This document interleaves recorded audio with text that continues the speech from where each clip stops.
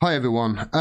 For those of you who enjoy updates from this channel, you're in for a treat over the next few days because there's going to be a lot of updates because there's a hell of a lot going on at the moment and I'm really pissed off. I've got a lot to say about it, as I'm sure you have too. So yeah, there's going to be lots and lots happening. One of the reasons why over the next few days there's going to be lots and lots happening is because we've got the small matter of the EU elections happening tomorrow. I will be voting in that. Will you? Which way are you going to vote as well? And why? Let me know in the comments. I'm also really pissed off. I've got a lot to say. EU elections around the corner. Now, Conservatives are polling. Some polls have got them in single digits for these EU elections. This is a disaster for the Conservatives. It could be the end of the Conservative Party we're looking at if things, don't rapidly change. Which is really, really bad news for this woman. Theresa May, who's already on her way out next month, but the wagons are circling right now and the knives are out and it looks like she could be gone very soon. This is Theresa May's bottlers of Theresa May, by the way. This is Sam on Twitter. Take a bow. Honestly, if this isn't thread of the year on Twitter by the end of the year, I really want to know what wins it because this is just comedy genius. Brilliant. It's really bad news for Theresa May. She's on her way out, but you know what? I don't think it looks like her meaningful vote is going to come to the House again because I think everybody's just said this and this is enough. It's not going to go through. It's not going to get support. You might as well leave now and we can get on with the process of electing another Prime Minister or another Tory leader and de facto Prime Minister, which is really scary and another reason why I've got a lot of things to say because this guy, Boris Johnson, is looking like he could be the next, like I say, de facto Prime Minister of the country because he's, I would say, favourite to be the leader of the Conservatives when Theresa May steps down. And as he points out there, we are being asked to vote for a custom union and second referendum in that meaningful vote. Essentially, yeah, that's one of the possibilities. So he's not framing it in the right way, but he could, within the next 8 weeks maybe, be Prime Minister of this country.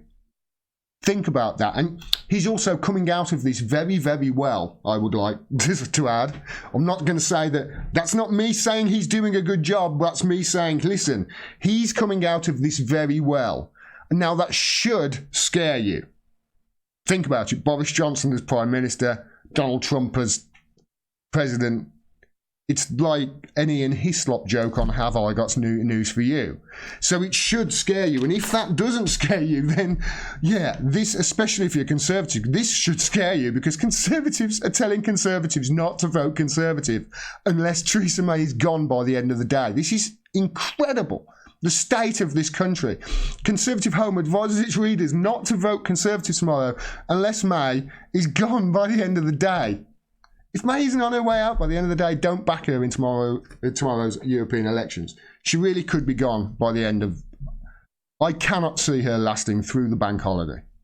I really can't. Like I say though, this is really scary because at the moment, we are utterly rudderless as a country. Yeah, the deep state is purring on quite nicely. Even though Theresa May is in power, she hasn't got any power. She hasn't got any power at all. She's in office, but not in power. Laura Kunsberg, I think, said that almost a year ago. She's in office, but not in power. All the while, our foreign policy has just been ticking along nicely. All the while, our hybrid warfare has been going on against Iran, against Venezuela, against Russia. It's all been going on. It's been smooth. Even though the government itself is in chaos, the Conservatives are in chaos. It's going along nicely, the foreign policy of the countries. The state is ticking along. They are conducting hybrid warfare against Venezuela. They are conducting hybrid warfare against Iran. And they are doing it against Russia, you could argue, and possibly China, and probably several other countries as well. It's all ticking along nicely. The government isn't in control of it. That's why. It's been hijacked. We are at war with these countries. We just haven't fired a missile. Sanctions are still acts of war. We are at war with them. Hybrid warfare. Propaganda.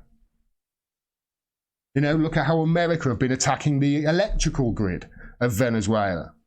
The lies that we have caught them out in telling. This is hybrid warfare. It's the very definition of it.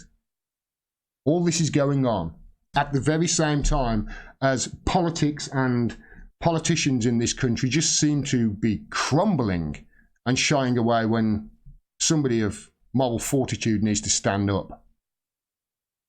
And all this is going on at the very same time as this is happening. And our media are totally silent on the leaked OPCW report, which at best means our government has bombed Syria on the back of an absolute fuck-up of gigantic proportions, and at worst, murdered 35 civilians in order to try and manipulate the world into giving them permission to bomb Syria so that Theresa May's husband, whose company has shares in Raytheon and Boeing and Lockheed Martin, can make some money on the stock exchange. Because essentially, that's all that was achieved, is that the shares of Raytheon and Boeing and Lockheed Martin went up, and you know what? Wall Street had a good day that day. Like I say, there's a lot to cover today, and I've got a lot of time to do it. Thanks very much for watching. If you're as mad as me, stay tuned, because there's going to be a lot more. There's going to be a lot more I have got to say about it. There really has. Thanks very much for watching. Please make sure you're subscribed.